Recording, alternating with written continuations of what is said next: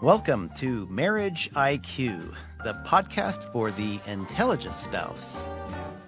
I'm Dr. Heidi Hastings. And I'm Dr. Scott Hastings.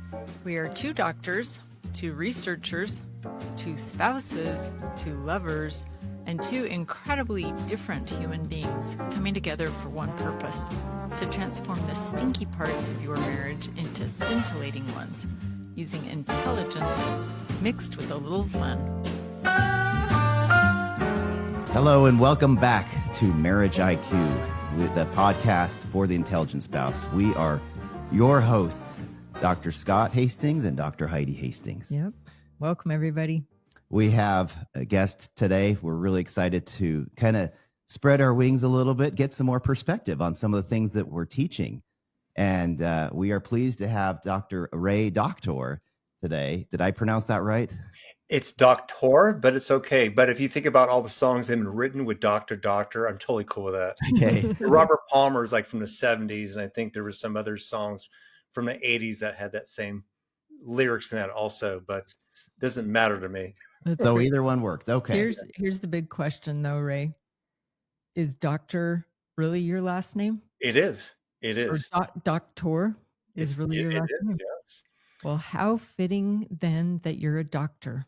Yeah. That's really great. I always ask people this question, particularly clients who reach out to me, and that is, they'll say, is that like there's a spinoff of you being a doctor? I'm like, no. And then I'll ask, did you think that was a little bit cheesy? And they usually say yes. I'm like, if you want to work with me, some guy like changes his, because it's spelled D-O-K, not D-O-C. Right. And they're like, well, we read the reviews. We felt a good vibe. I'm like, okay, all right, I'll go with that. Well, awesome. Dr. Ray Doktor, he is a best-selling author whose book was published by the team behind the Chicken Soup for the Soul series. With a doctorate in clinical psychology and over 28 years of experience as a life and relationship coach, Dr. Ray has shared stages with some of the most influential voices in personal development, including Marianne Williamson, Bruce Lipton, John Gray, and Eckhart Tolle. His experience has been featured on the E! Channel, HBO, and KCAL 9 Los Angeles, as well as in Psychology Today, Men's Health, and the Los Angeles Times. Dr. Doktor, welcome to the program today. Thank you. Thank you. We're really glad to have you. So, you intrigued me. You really put yourself out there. I see you're a musician, you're an author, you're a doctor. With a very interesting life story. Very interesting life story. And one of the things we talk about on Marriage IQ is identity. And part of that identity is really trying to get to know people. And I think your unique history kind of feeds into that. Would you like to share some moments of childhood development? Sure, absolutely. So what's interesting is I did a in-person podcast. It was Thursday, and I have never been more raw as possible.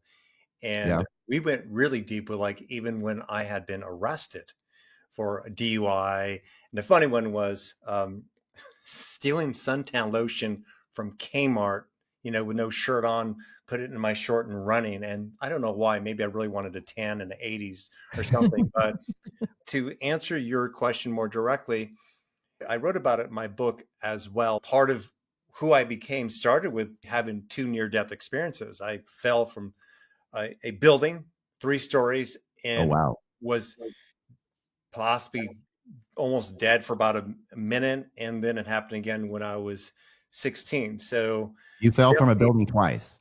No, the other one was overdosing on PCP. Okay. Wow. That definitely was a kind of a wild child.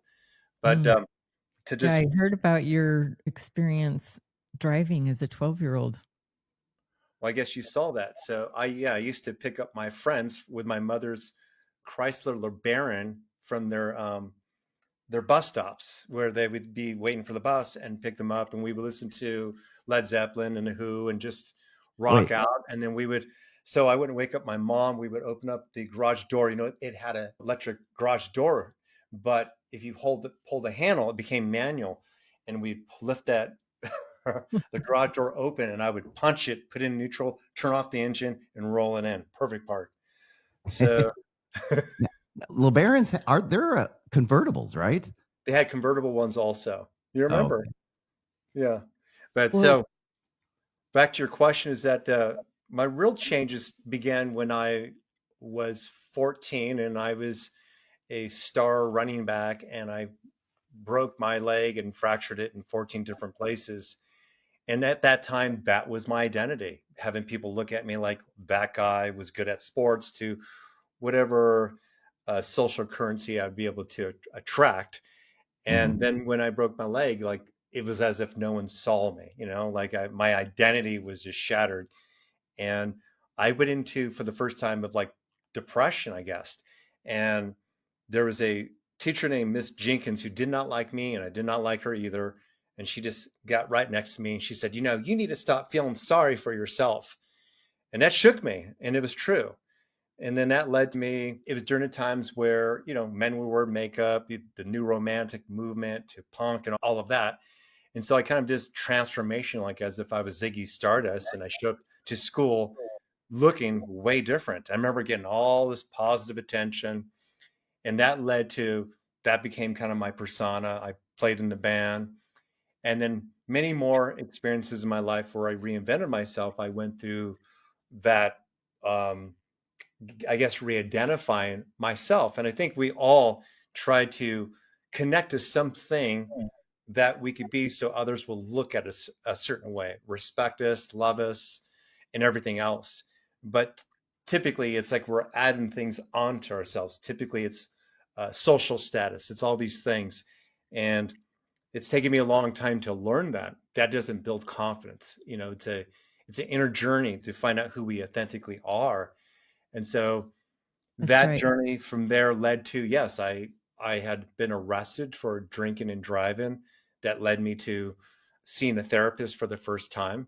And he said, I don't know if you have a drinking problem, but you create a lot of problems when you drink. And I definitely had some hidden anger and other things that I was resisting. And then, like, my early 20s is when that kind of opened up that path to start really exploring myself and reading self-help books, seeing a therapist, and even during that process, I still was dabbling poor choices like a lot of young men. But ultimately, it was to arrive here to whatever this version of me is now, hopefully happy. So you were reading self-help books when you were in your early 20s. Yes. Yeah. Wow. That's Dang. unusual. Can we go back even before anything that you've talked about, but go back earlier than that to your childhood? What kinds of experiences or identity did you have from early childhood that maybe led you to be the wild child? Well, first off, my father was in the Marines for almost 30 years, and that just was part of his personality. He was like, Yeah. he had this kind of like Maverick.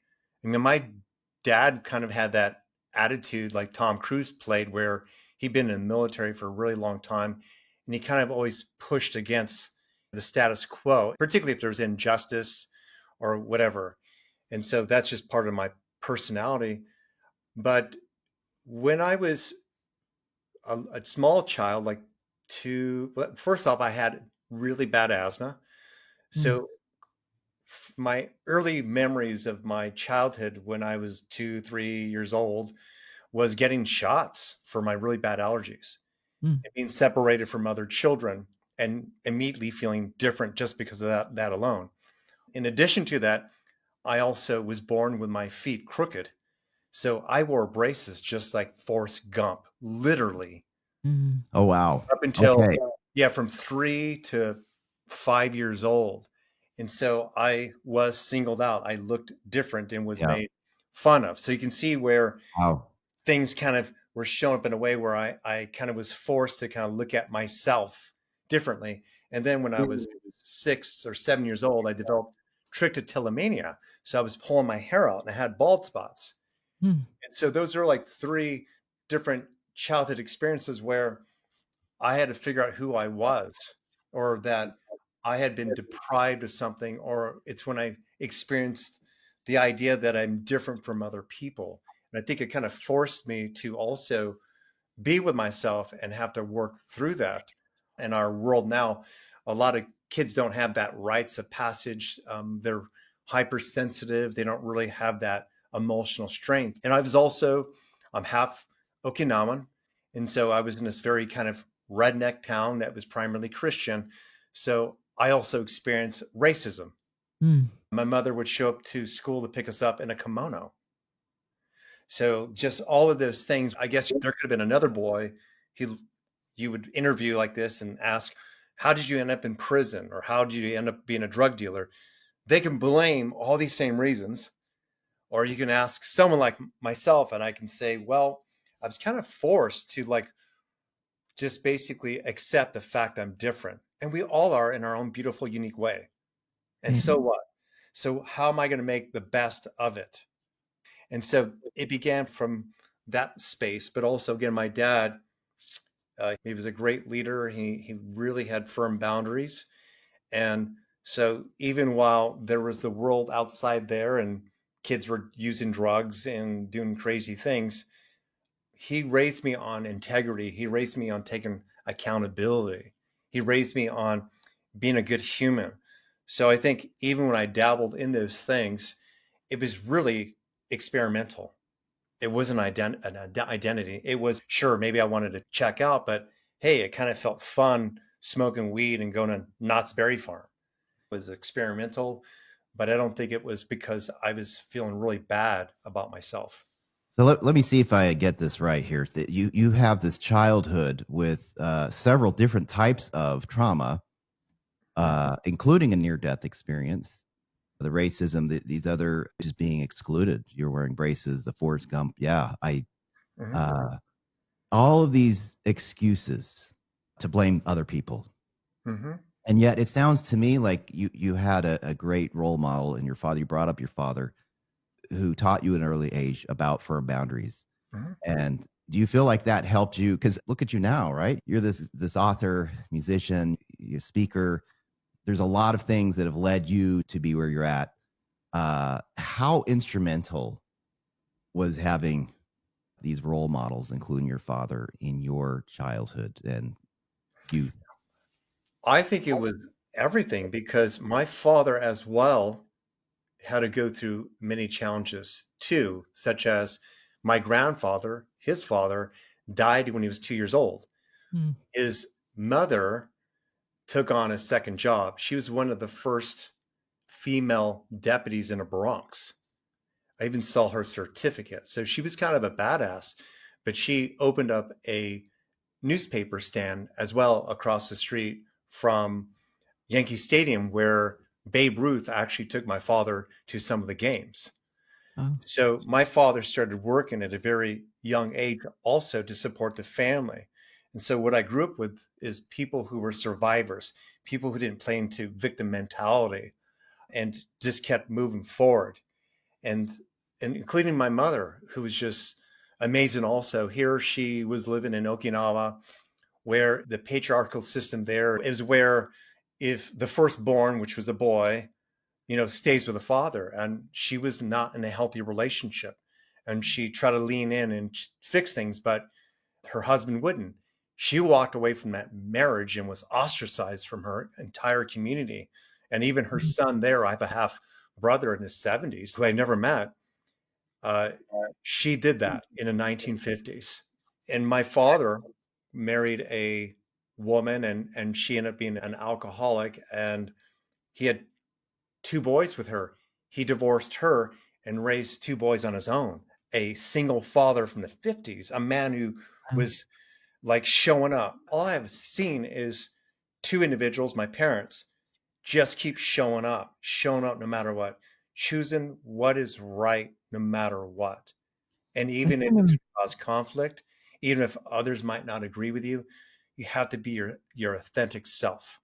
That's really powerful. That is an empowering message. And I have a feeling that that's going to be a theme of the rest of what we're talking about today. Okay.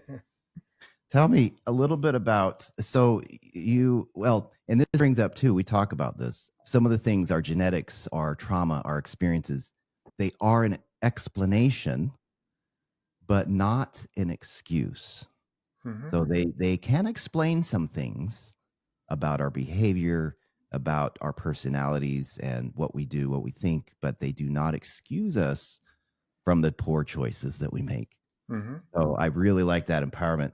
Let's talk a little bit about how that sense of self came to be. I know you touched on it a little bit with growing up, and you read through several self-help books when you're fairly early age. What are some high level takeaways on sense of being, sense of self, and how that interplays with a spouse or a significant other?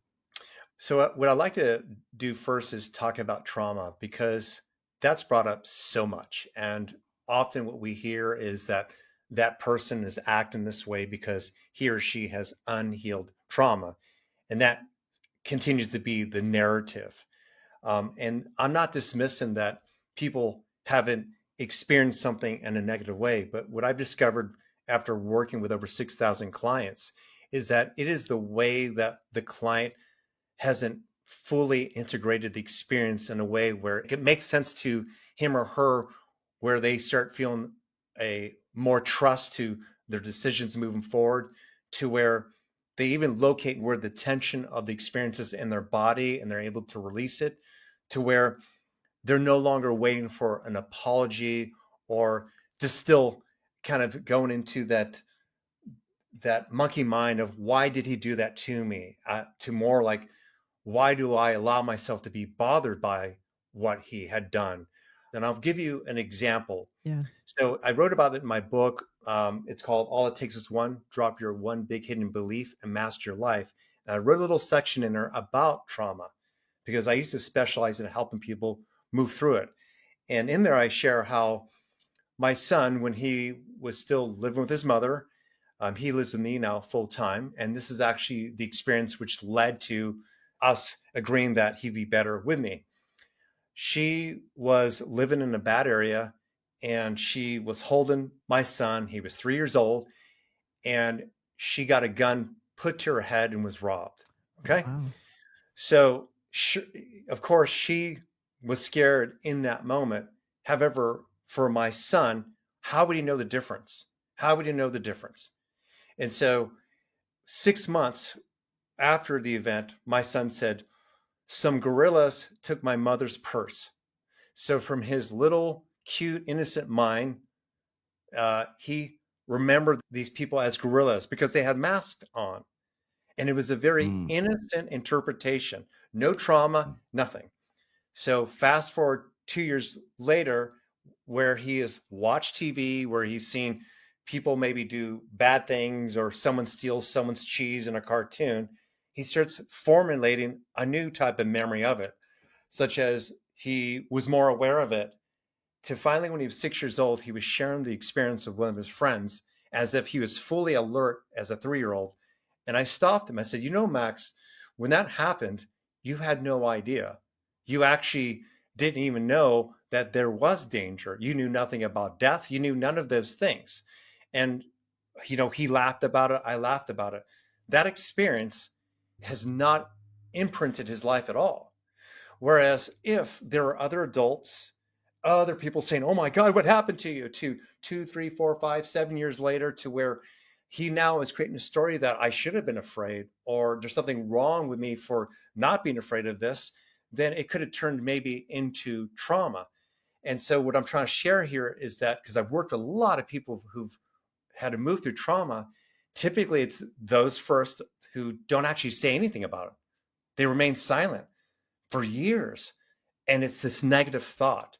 They start developing this really lack of self-worth because they keep blaming themselves. They feel guilty. They feel like they could have done something different rather than talk about it and connect to something that actually feels better than just that alone. They have other people who tell them how they should feel. And suddenly, when they start having emotional problems or they're displaying bad behavior, then it becomes about this, you must be acting this way because of this trauma you had. While trauma can influence you, it does not dictate how you're going to live the rest of your life. With my son, remember, his mother had a gun to his head. And I know most parents who hear this go, oh my God, their fear comes up, not my son's fear. It's very important to recognize that things we experience, that it doesn't mean like absolutely it's going to continue to be a traumatic experience. In fact, the question I ask is, why is it that this one thing that was so hurtful, something I don't even think about anymore? Why is it that that really bad breakup with that guy who I was totally in love with doesn't even matter to me? I don't even know who I was in love with. Like, there's some things that had happened to us where we just forget and let go, and then there's some things that we don't. And we need to ask those questions. Why is it particularly those events? The hardest one is when a child is molested by a parent, when someone he or she totally trusted betrayed their trust. Well, of course, this child probably is going to have a lot of trust issues. It's more difficult.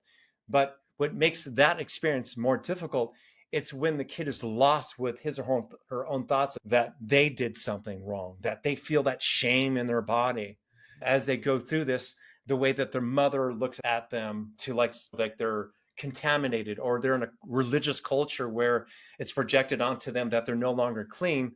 That is what creates the trauma in the body. It's a really poor sense of self. And so the body is not able to integrate that in a way that makes sense for that person who had that bad experience to live out their life in a healthier and happier way. We all have the ability to do that, which I share explicitly in my book, ways to do that. So people throw around the word trauma, I think, too much. And I'd rather say that while the experience feels like trauma, I would say this, that the way you integrate it still doesn't make sense. The way that you have created a story around it, it's not supporting you in this now moment. And we need to start changing that story within. So no matter what had happened back then, that doesn't become the totality of who you are today. So is there another word you would use? We use big T, little t trauma, but yeah, um, yeah, I think those are good words too. But I also recognize that I might have a different belief system. So as an example, people will say my ADD or my ADHD. So I feel as though when we start using labels for how we are, it's still not allowing us to step into some personal responsibility to maybe shift that or to improve that anyway. I think it's important to recognize maybe I'm forgetting this stuff because I'm not interested, actually, to my mind's distracted because there's something else that I need to give my attention to.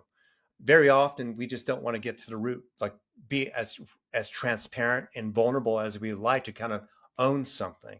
And this doesn't mean that there's not people out there who have a hard time focusing or who have PTSD, but I've seen over and over again people handle that stuff better when they recognize that they can have a better sense of control of it, and when they start giving themselves a story that supports them, no matter what happened back then or what the consensus reality outside of them says about it. So I think it sounds like you're answering this identity, sense of self, by using trauma as if trauma is still persistent in your life, that shows kind of more of a reflective sense of self. Whereas someone who's more comfortable with who they are, their sense of being, they're able to work through that trauma in a way that's faster, shorter, more empowering. Yeah. Is that right? Absolutely. Yeah, that would be true. For an example, I would say more this, that people who have had something negative happen to him or her, that there's a life philosophy and a way that things should have turned out that's somewhere within their consciousness as well. Right. As an example, women in their late 30s or 40s might feel like they haven't lived a full life because they haven't had a child. There are people out there right now even have this philosophy: my marriage or my relationship isn't working really well because I saw the Brady Bunch and they seemed happier than us. Like, we're comparing ourselves. And so when we start really looking at why we believe these things in the first place and realize it's actually maybe a lot of bullshit, then we recognize, wait a minute, I'm trying to model my parents' culture. Why don't I just own that I'm different and I would prefer to be this other way? And being authentic and being connected to what you might say as a true identity is really, really owning that and figuring that out. In fact, in my book, there is this section where I take a reader through the main 11 influencers of our Western culture that we all have to face at some point. It could be how we have come to know about our sexuality. It's about what we were taught in religion. It's about how we were indoctrinated in the area we grew up in or our college. Many of us are running on programs that are not even ours. And so, of course, if you are unconscious to your consciousness and you're trying to make life work by the unconscious mind that these programs are not even who you really are, you're going to fail over and over again. It's never going to work. Just imagine if my father were to be this billionaire and no matter what, I just don't do well financially. And I'm thinking that my ultimate success is to be like my dad, then I would always fail. I would never live up to that. I have my own path. And so we have to become really honest with that story of who am I really? Like I mentioned that I was great on the football team, but it wasn't like I'd ever go professional. I want to be honest about that. I have been different versions where I thought, oh, this would get me the respect or the woman, but I still felt insecure. I remember being 25 and having an amazing sports car and thinking, oh, I got game. And I remember I was pretty insecure. Like that car wasn't helping me with my game. Mm-hmm. And so when we realize these things, then it's like we're left with, okay, if it's not outside of me, then it's within. What stories do I need to change about myself? How do I love myself more? And what ends up happening too is that until we get to that space, if we're in a marriage with someone, it's easy to blame him or her. It's like, my problems are because you this, you that. And when I work with couples, what I do typically is, did these emotions exist before you met Hank? How was it like in the relationship before Hank? When you grew up in your home, is there any similarities to Hank like your dad? And more than often, you'll see this pattern like, oh, yes. Okay, so you haven't stepped up to take personal responsibility. You have still ignored the red flags. Maybe when you were younger growing up, you couldn't just walk outside your house or you'd be physically hit. But you are now a grown adult and you have choices right now. And you don't have to be with Hank if you don't want to. Or maybe if you worked on yourself, you would see a different version of Hank. So I want to go back just a little bit. What about mentors? Someone you look up to. Mm-hmm. I know you said you need to live your own life, right? Mm-hmm. Because I don't know really who I want to be. I've always read this quote. It's "To thine own self be true," by Shakespeare. And I remember thinking, I don't even know myself. So while I agree with Shakespeare, I think it's only part of the solution. I think that for me anyway, to have mentors to look up to, take the good parts of them, not try to be just like them, like you said, a billionaire or whatever. Like I have a mentor for humor, a good friend Dave Tenney, who I look up to, that I, in some ways, try to emulate, not copy, to help myself develop my own identity. Because a lot of times we ask ourselves, what is my identity, right? And even as we age through the years, it continues to change. So yes, we're dealing with this, the safety and security, the confidence of who we think we are, together with this, I don't know, I can't put a percentage on it, who I want to be, who I don't know I am yet, because I'm changing, I'm getting older. So there's always that portion of my identity that's really unsure, which is a little nerve-wracking sometimes. But it's a forever unfolding process because our consciousness is forever unfolding with new information and emotions and everything else. Even when I became a father, there was this old identity that I had to let go of. And like, for example, the idea of buying a minivan was like horrific for me. But why would I want to cling to the idea that I needed to be in a Porsche and just be like this free man if I really feel free in my heart. And so becoming a father, when I became a father, I was still playing in an 80s parody band where we'd wear wigs and makeup and rock out on stage. And I remember that the real shift happened. It was at the Blue Beat in Newport. And it was 1:45, they're closing the bar. And at the time, I just had become a father. Maybe it was a year one or year two into it. And my friend Amy, who's his godmother, was watching Max. And I got off the stage, and some attractive women came up to me, and they said, "Do you want to go to Denny's with us?" And I didn't think about like, oh, wow, here are some attractive women. I thought about, I want an Epsom salt bath. I want to relax my body. I am tired and I'm a dad now. And that was the moment I just surrendered and went like, what's more important, doing the same shit I've been doing since I was, a teenager, a young adult, or this other thing that actually was giving me responsibility and some type of purpose. That definitely changed my life. But, even now I'm going to be living in a new area. Mm-hmm. I don't know what that's going to bring up, but I haven't played music since 2020, and I have guitars and everything. And people are asking, when you get to Asheville, are you going to start a band? Because most of my friends have only seen me in bands, plus doing what I do here. And I'm like, sure.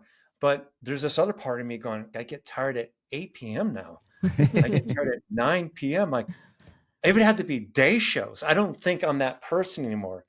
And I have to accept that with grace, There is one of your songs. It's called All I Really Need, Give Me Love, right?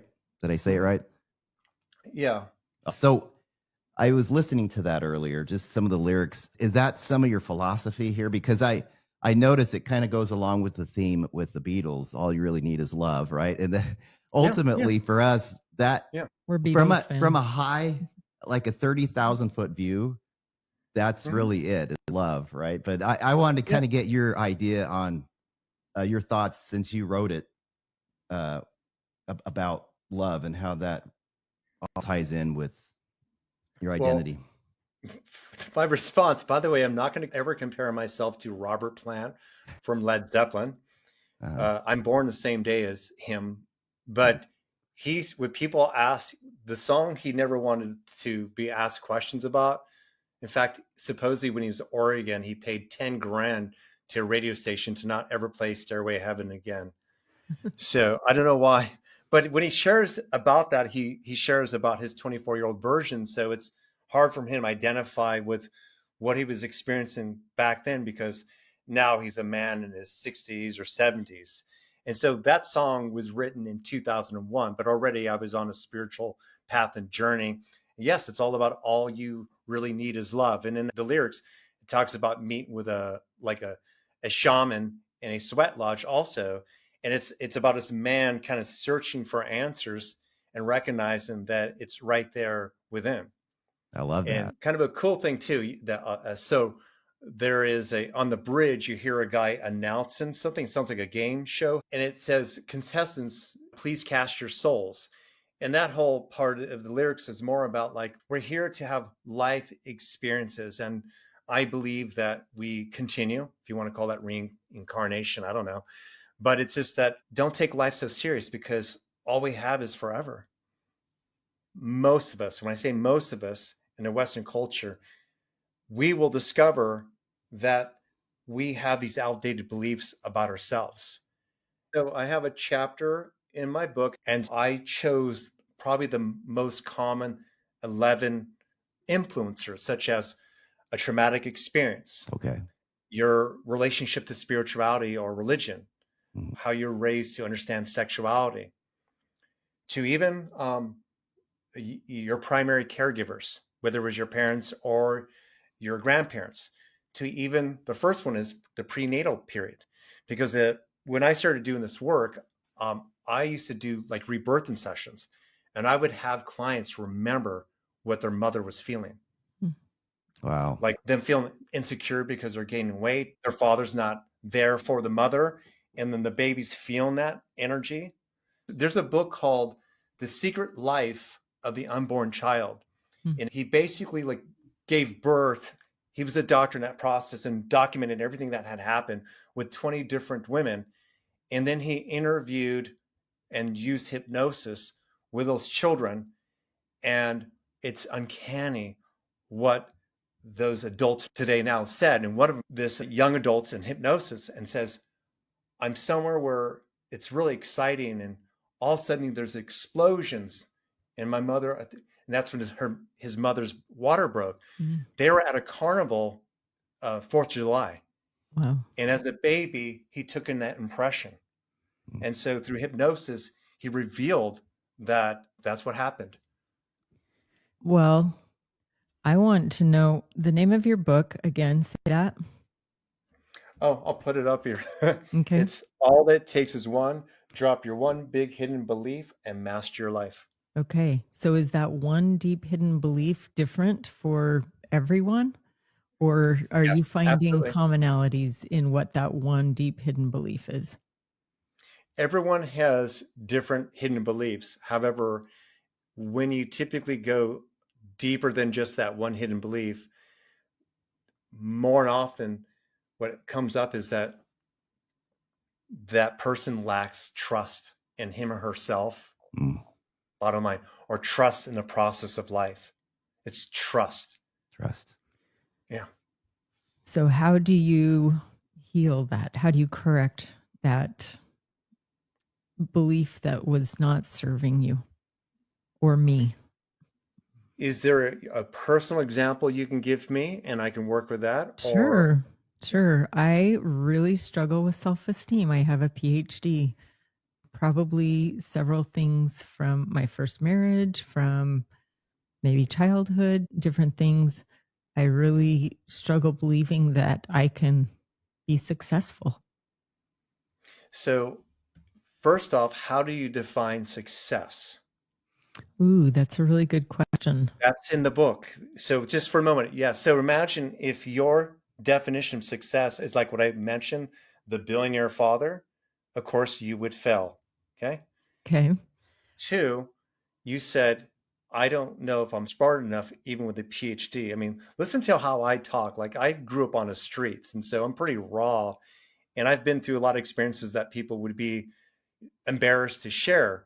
And I was the same way, by the way. I was the same way, Heidi. I remember teaching, and I was in LA.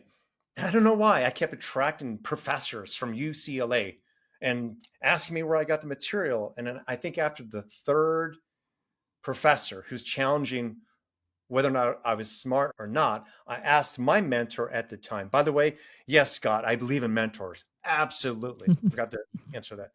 He said, I didn't have that problem, Ray. He says, are you questioning yourself? And I went, yeah. He said, well, stop doing that. And they will too. So I really did stop. They never showed up again. I believe in law of attraction. So it's, what are you questioning about yourself? Forget about what everyone else thinks. It's, how smart do I need to be for me to know that I'm smart? Because logically, and probably with taking tests to whatever else that qualified you to be smart, you probably are smarter than most people on this planet. Okay, like most people don't get a doctorate. That's just a fact. However, the story would be like, well, how smart I need to be, or how smart do I need to know I need to be okay to be me? It would just be turned around. Yeah, during my doctoral program, I would not allow him to say I was intelligent or smart. Those words just made me burst into tears. I would say, I work hard. I'm a hard worker, and anybody that works hard can accomplish anything they want to. It's true. However, what if it's this? What if this became easier for me? What if I can ease into life better and be a better receiver? What if the reason why words don't work is because already I'm blocked. And how can I receive Scott's, his eyes looking at me, because he knows it, but I need to know it. How can I look in the mirror and see that within? And again, it's just coming back to yourself. How smart do you need to be to be yourself, because periodically I see stuff. I see myself, how I pronounce words. Sometimes I don't enunciate clearly. I'm like, wow, I'm better than I was before. But it's like no one really cares. Like if Yeah. anything, like most people have something they think they're hiding, and the people that are in their close circle don't even see those things, or those people in their close circle see those things and love them anyway. So why work so hard to be something that no one even cares for you to be either? Ooh, I love this. So this is really good because you're talking about, again, the stories that we tell ourselves. We are comparing ourselves to what we think other people's expectations are. Mhm. And Yeah. I love that you said, oh, I kind of messed that up, but I see that I'm better than I used to be, which after a year with Marriage IQ, I can see that I'm better than I used to be. But I haven't really stopped to consider the fact that most people don't even care or notice every little thing that stresses me out about my voice, about the things I say, about Mhm. being able to carry on an intelligent conversation. And so I'm Yeah. holding myself back. You have this husband just loves you. He's like looking at you, and he wants you to know these things already. I could just see it. It's kind of beautiful. My son, he had speech delays because he wasn't breastfed. There's a whole long story about that, but meaning that like he had speech delays, and it still came up a little bit, but he probably copied me as well. And I ended up seeing from that same company a speech therapist, and it was just so I could speak clearer. And I never practiced. I think it's like it was over a year ago. I have something here to do, and she told me to slow it down and everything else. But whenever I feel bad about how I talk, all I have to do is watch Hugh Grant or someone else who just stutters, stammers, or whatever. I just saw the King's Speech last week. I was like, oh my God, this movie's amazing.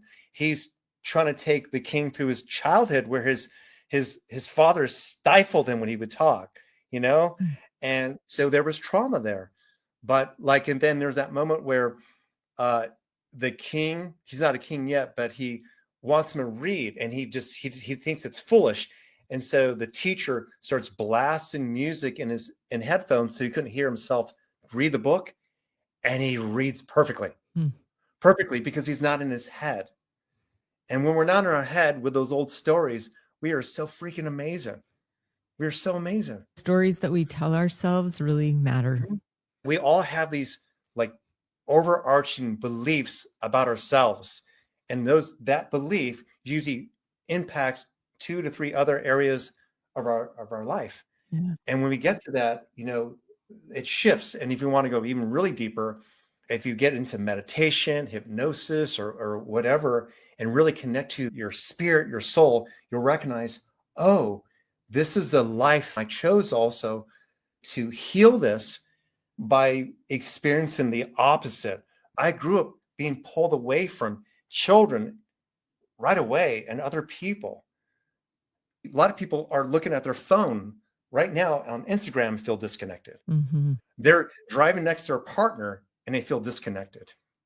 So at an early age, I guess I chose this theme in some shape or form to have to be with my emotions and have to be with myself.